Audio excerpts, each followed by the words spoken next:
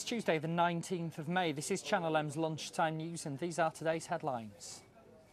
The postal staff who are refusing to deliver election leaflets for the BNP. You think Royal Mail workers have got a good point there? Yeah, definitely. I mean, I know for a fact, it's my opinion that Nick Griffin, the leader of the BNP, is a complete idiot anyway. Also coming up, we reveal a catalogue of errors that led to the death of an elderly grandmother in Wythenshawe. My wife, pulling for all this, may have been sat here with me now. You know, when you stop and think of a thing like that, she could be with you here, just carrying our lives as we were. And while logging on to get cheap train fares is being branded unfair. Yeah, well, I mean, I suppose, you should be able to get cheap rail tickets at any time. You shouldn't just rely on you being able to access the internet, should it?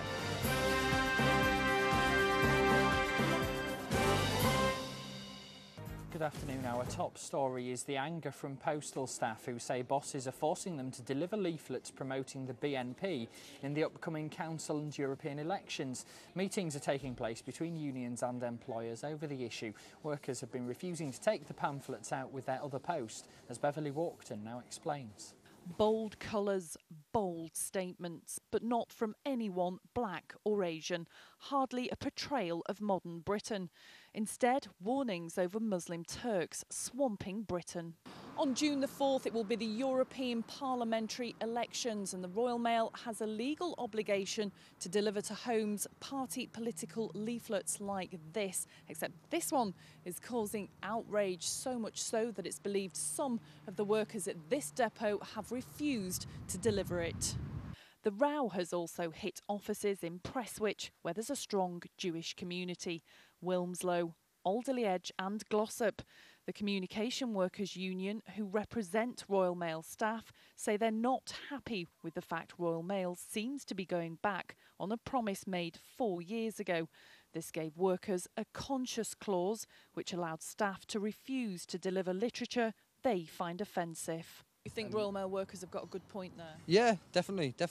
I mean, I know for a fact, it's my opinion that Nick Griffin, the leader of the BNP, is a complete idiot anyway, and we should do everything we can to stop them getting a seat on the European Parliament. Yes, they do have a point. They do? Yes. So you would support them, why? I'm not British. You're not British? No, I'm not British, no. I come from the Czech Republic and I've lived here now for 5 years, so I do think that's offensive, yes. They pay to do a job, and I don't think they can pick and choose what they should and shouldn't be delivering. I don't think it's got anything to do with them, irrespective of what their political beliefs are. A statement from Royal Mail read, "Where possible, we will try to be flexible and sensitive to individual personal circumstances or beliefs. However, we need to balance this with Royal Mail's legal obligations under the Representation of People Act to deliver election material." In the meantime, management and union officials were meeting today to see if they could iron out their differences. Beverly Walkton for Channel M News. A search is on for 4 men who attacked a pensioner on a towpath in Rochdale and left him so terrified he jumped into the canal. The 69-year-old, who's black, was racially abused by the gang who punched him in the face on Saturday afternoon. They left empty-handed as their victim waded across the water to escape them. Shortly afterwards, a 29-year-old man was attacked nearby by 2 men wearing hoods who demanded cash from him. Police have described the offences as appalling.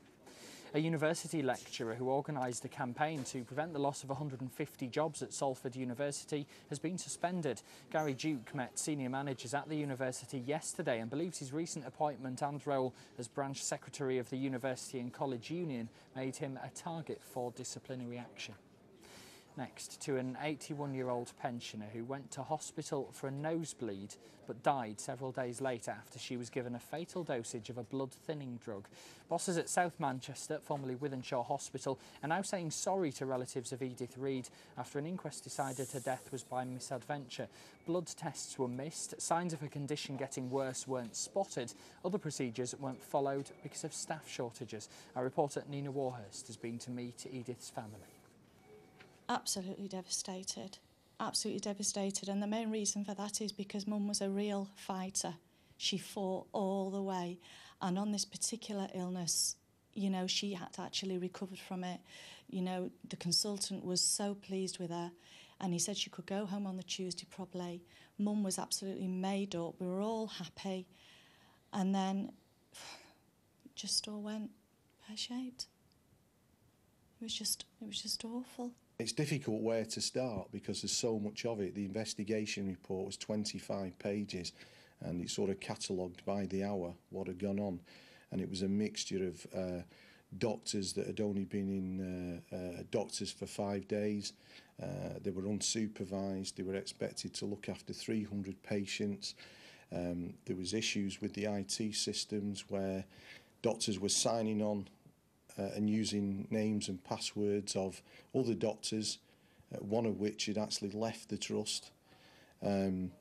There were people obviously denying it was them who signed on, so there was no audit trail. My wife, other than for all this, may have been sat here with me now. You know, when you stop and think of everything like that, she could be with you here, just carrying on our lives as we were. I mean, I had to look after her the last 3 or 4 years, but it was that's the sort of woman she was. I was a carer for her for 3 years, and it was an absolute pleasure to do it for her. An absolute pleasure. I wish I could do it all over again. I mean, I don't know you can pay anybody more homage than that. A man's appearing in court accused of murder over the death of a man in Stalybridge. Mark Cowley was hit by a van and died last month from serious head and chest injuries. Shortly before, it's understood he confronted a man who'd smashed the windows of a flat he was visiting. Andrew Worley, who's 37 and from Stalybridge, is charged with murder and assault. Inflation has hit a new record low. Figures show the retail price index, which includes mortgage repayments, dropped from minus 0.4% to minus 1.2% in April. Cuts in house prices and energy bills have also pushed the figures lower. The consumer prices index, which doesn't include mortgage and house prices, also fell from 2.9% to 2.3%, still above the government's 2% target, though experts are predicting further falls. Tests have shown a baby that was previously thought to have been fathered by a 12-year-old schoolboy is not his son. This was the front page of the Sun newspaper, which broke the story, claiming Alfie Patton had become Britain's youngest dad earlier in the year. DNA has now shown another boy who lives on the same estate in Eastbourne is actually the father, following a one-night stand last May after a night of drinking. It's reported the Speaker of the House of Commons will resign this afternoon over the MP's expenses row. Pressure's been growing on Michael Martin to quit following extraordinary scenes in the chamber yesterday. Backbenchers demanded they be allowed to discuss his future, though some think he's being made a scapegoat. Further details of claims by MPs have been made public. Paul Goggins, who represents Wythenshawe and Sale East, claimed £5,000 for a new shed. He also put in receipts for a bathroom, a kitchen, carpets and a new leather suite. Tony Lloyd, the MP for Manchester Central, claimed a total of £154,000 last year, in that there was more than £1,200 for food, which even itemised a £22 Indian takeaway and also £156 for a satellite Sky TV package. Anne Coffey from Stockport claimed a total of £150,000. That includes £200 a month for a cleaner for her home in London. She also put in receipts for almost £2,000 of furniture and curtains. Andrew Gwynn from Denton and Reddish claimed more than £1,000 to carpet his entire flat in London. And Jim Dobbin, who's the MP for Hayward and Middleton, claimed more for staff in Greater Manchester last year than any other MP, almost £100,000 for the 4 full-time positions. Well, let's get some more on this story now and the rumours that the Speaker, Michael Martin, is to resign later on this afternoon. We're joined by Chief Reporter from the Manchester Evening News, David Otterwell. David, first of all, how significant is it if the Speaker is forced to go over this issue? I think it is significant. I mean, in one sense it's symbolic, but it's it is an unprecedented move for a House of Parliament to get rid of a Speaker if the reports are correct. I think more likely he'll be standing down at the end of Parliament, as I understand it, but we'll have to wait and see when these reports are confirmed. How much do you think he's being made a scapegoat? Because obviously we saw very angry scenes in the Commons yesterday, MPs pretty much baying for him. Are they just trying to divert attention onto him? I think in a way, I mean, a lot of people felt sorry for him yesterday when it was MPs who have basically caused this, who were baying for his blood. But he didn't handle himself well then. He didn't even seem to understand the rules, and he didn't seem to appreciate that he is seen as somebody who's blocked reform. So while there may be some sympathy for him, I think this is inevitable. Any idea what will happen now if he does step down, what the procedure will be in Parliament for replacing him if he does go quite quickly? I think we have to wait and see. I mean, if he does go quickly, there are procedures in place, and as my understanding is that a new Speaker can be elected fairly quickly, but of course what that'll need is some sort of unanimity amongst the different parties, and they will need to decide how to go forward quite quickly. OK, David Otterwell from the Manchester Evening News, thank you very much for joining us this lunchtime. A report by MPs is criticising the system used for making cheaper train fares available. It says it's unacceptable that it's easier for passengers to find them if they have access to the internet compared to people who can't get online. With more on this, here's Georgia Calvin-Smith. Travellers hoping to get the best deals turn to the internet. But a report from a House of Commons committee has accused the Department of Transport of not doing enough to ensure that cheap travelling options are as readily found at train stations as they are online.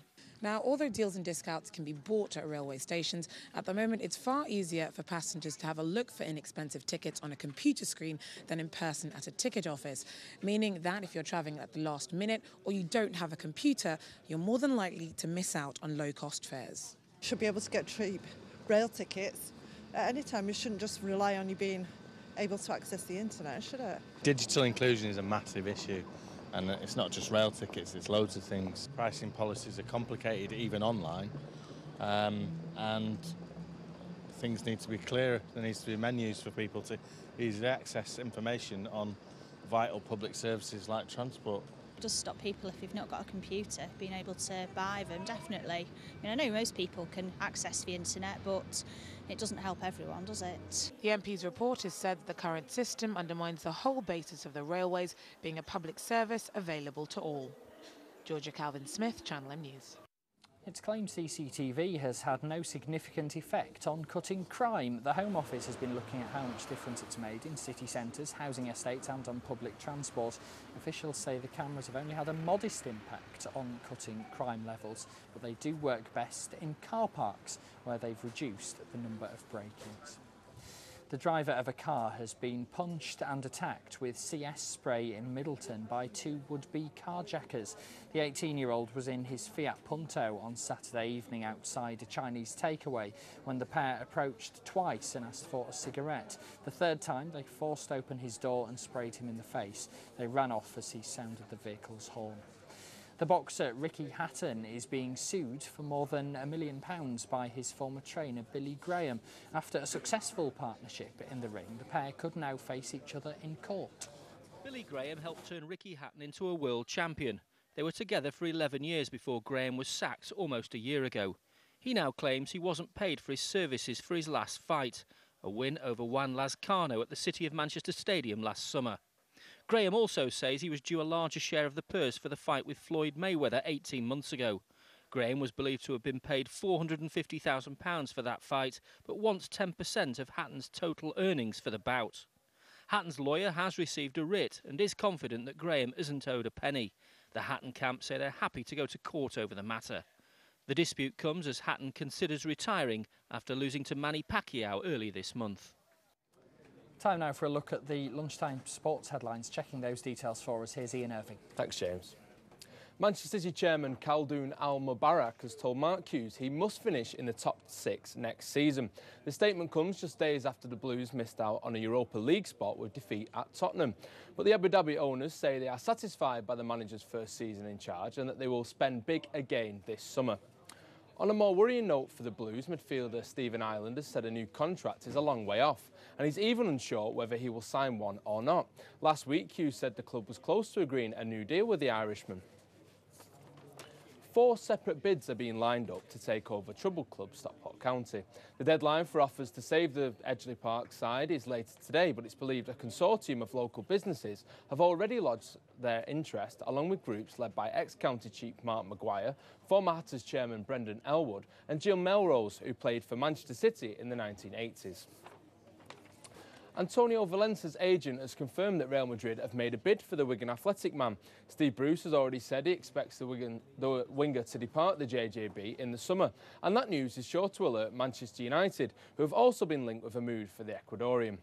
And Reds goalkeeper Thomas Kuszczak will be given one last chance to prove he has a future at Old Trafford after Ben Foster was ruled out until next season following surgery on his injured thumb. The Polish stopper is expected to start at Hull on Sunday. World record holder Usain Bolt could run in Manchester again next year. The city has already set to work on bringing back the Great City Games in 2010, but faced tough competition from a host of places around the world, including London. Wigan coach Brian Noble has been linked with a move to Australia. The Warriors boss is out of contract at the end of the season, and the Sydney Roosters are believed to be lining him up as their new director of rugby. And boxer Michael Brodie is set to return to the ring at the age of 35. The former world title challenger will fight in Queensferry on Saturday, 4 years after retiring. Well, that's all your sport for now. We'll have more news for you at 5 o'clock, but for now, back to James. Ian, thanks very much for the update. Still to come this Tuesday lunchtime, anger from the dad of a teenage biker who blames the state of the road for his son's death, and a look at how an incentive to scrap your old cars is likely to work here in Greater Manchester. It's had a really positive impact. I mean, over the course of the last 10 days, we've probably had anywhere between 25 and 30 inquiries that we wouldn't have taken before. The inquiries that we've taken have pretty much translated into 5 confirmed sales. So, yeah, it's working a treat.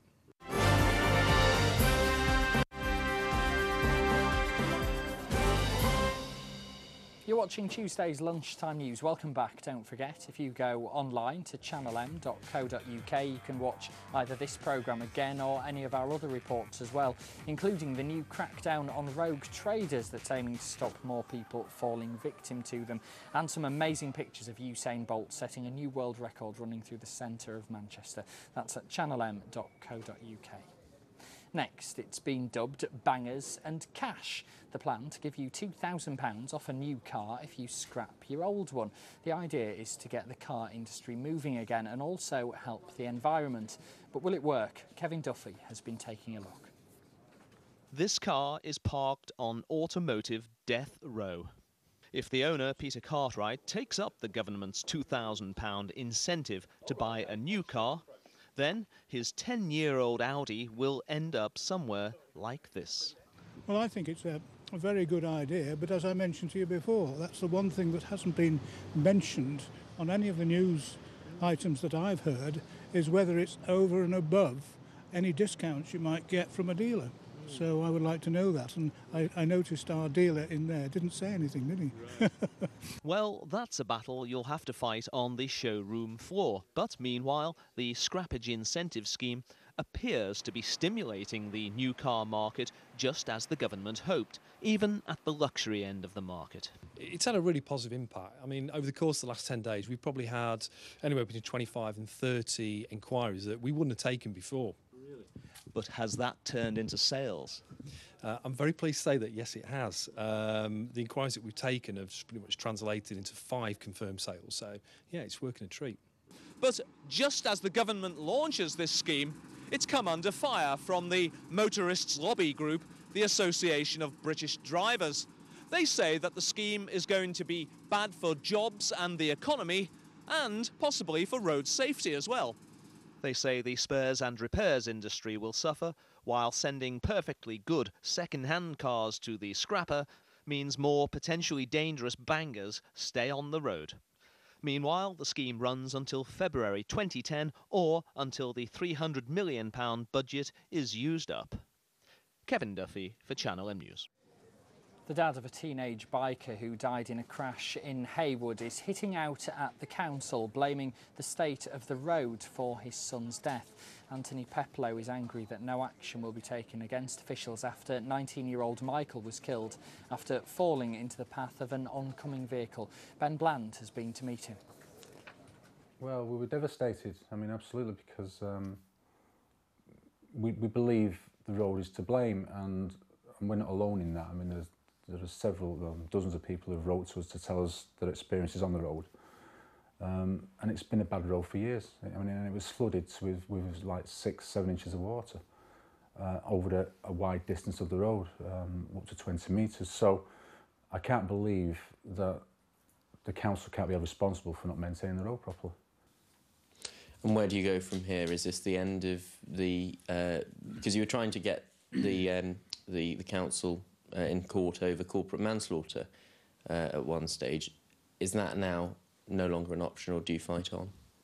Well, we fight on. I mean, the corporate manslaughter wasn't our idea. I mean, it was something the police investigated and decided to do, and we back him on that because we feel that the road and the council are to blame.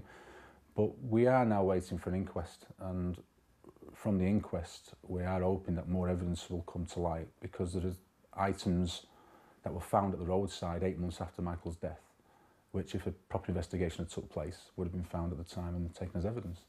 So we're hoping that the inquest will highlight these matters and give us the ammunition we need to take it a little bit further, really. Well, Bury Council's not made any comment on the matter, but the Crown Prosecution Service has offered to meet Michael's family and discuss the situation with them in more detail.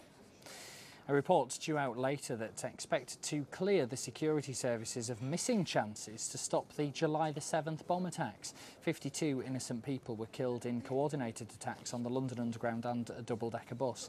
The Prime Minister is due to publish the findings of intelligence officials on what information they had on the bombers before the blasts in 2005.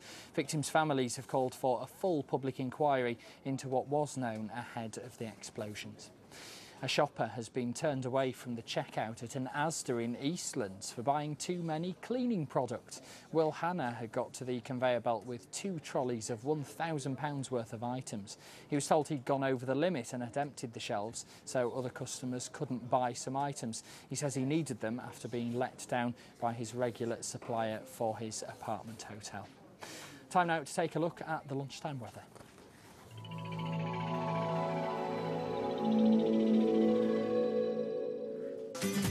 Well, it's been another pretty grey morning across Greater Manchester. Some bright spells in places, but don't expect them to last. In fact, this afternoon we'll see rain showers moving in, prolonged and heavy at times, perhaps even the chance of some hail and thunder in places as well. Tonight, again, mainly cloudy with some wind around and lows of 8 degrees. Moving into tomorrow, another mix of sunshine and showers, less windy than today though, and looking ahead to the rest of the week, very wet for most of it. Some sun breaking through in between the showers and temperatures reaching the mid-teens. Friday looks like the best day, still cloudy but staying dry before the rain moves back on Saturday. Top temperatures 14 degrees.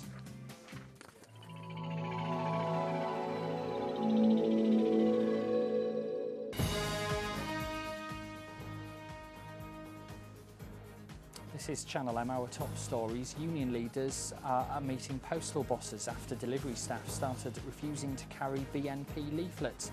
They're angry at being forced to deliver the pamphlets ahead of the council and European elections. It's reported Michael Martin will resign as Speaker of the House of Commons this afternoon. Pressure's been growing on him to go following the row about MP's expenses. There were extraordinary scenes in the Commons chamber yesterday as backbenchers demanded the right to debate his future.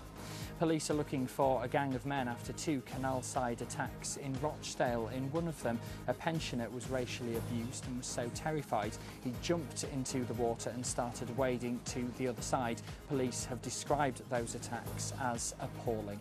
Those are today's headlines, and that was the Lunchtime News. We'll have much more on all those stories in our early evening news with Andy Crane from 5 tonight. But from me and the Lunchtime team, have a very good afternoon. Bye-bye for now.